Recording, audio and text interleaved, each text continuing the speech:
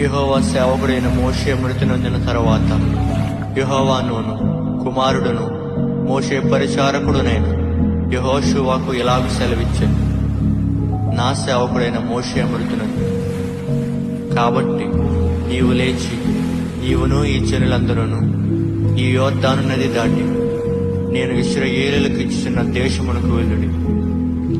నేను మోషేతో చెప్పినట్లు మీరు అడుగుపెట్టు ప్రతి స్థలమును మీకిచ్చుచున్నాను. అరణ్యమును ఈ లెబానోను మొదలుకొని మహానది అను యూఫ్రాటీసు నది వరకును, హిత్తీయుల దేశమంతయు పడమట మహాసముద్రం వరకును మీకు సరిహద్దు. నీవు బ్రతుకు దినములన్నిటను ఏ మనుష్యుడును నీ ఎదుట నిలవలేకయుండు. నేను మోషేకు తోడైనట్లు నీకును తోడైను. నిన్ను విడువను, నిన్ను ఎడబాయను. నిబ్బరము కలిగి ధైర్యముగా నుండు. వారికిచ్చదనని నేను వారి పితరులతో ప్రమాణము చేసిన ఈ దేశమును నిశ్చయముగా నీవు నీ ప్రజల స్వాధీనము చేసేదవు.